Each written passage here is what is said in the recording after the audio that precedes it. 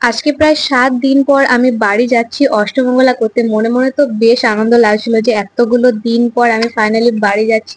খুব মজা লাগছিল। আর এখানে বাবা এসেছিল আমাদেরকে নিতে।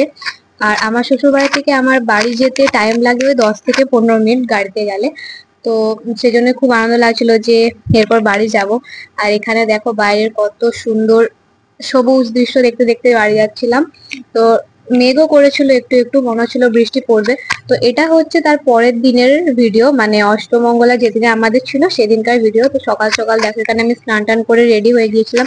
আর এখনো পর্যন্ত কিন্তু আমার মেহেন্দি একদম সেম রয়েছিল, মানে একটু মেহেন্দির রংটা যায়নি, সেটা আমি তোমাদের সাথে শেয়ার করছিলাম। তো এবার অষ্টমঙ্গলার কি কি খাওয়া দাওয়া হলো আমাদের বাইরে সেগুলো তোমাদের সাথে শেয়ার করি। দেখো হয়েছিল পোলাও, তার সাথে ছিল পনির আর চানা মশলার তরকারি, আর ছিল মাংস, তারপর মিষ্টি, দই এসব ছিল।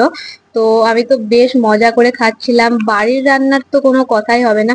আর জানো তো বিয়েতে আমি একদম ভালোভাবে খেতে পারিনি, কারণ সারাটা দিন ওই উপোস দিয়ে দিয়ে চলে গেছে। আর বেশিরভাগ মানে সারাদিন যা খেয়েছি ওই মিষ্টি শরবত এসব খেয়ে চলে গিয়েছে। তো তারপর বাড়ি ফিরে বাড়ির রান্না খেয়ে তো বেশ মজা লাগলো। আর ওখানে ছাউনাতলাতে ঘুরতে হবে আমাদেরকে, মানে অষ্টমঙ্গলার যে যে নিয়মগুলো হয়। আর এখানে দেখো হাড়ির, মানে এই হাড়িটা বাবা ডেকোরেশন করেছে, বেশ সুন্দর লাগছিল। এটাতে 1 হাড়ি মিষ্টি যাবে আমার শ্বশুর বাড়িতে।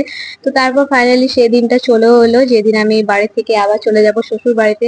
আর এখানে দেখো আমি মন্দিরে একটু প্রণাম করে নিলাম। তো তারপর রেডি হয়ে গিয়েছি আবার শ্বশুর বাড়িতে ফিরে আসার জন্য।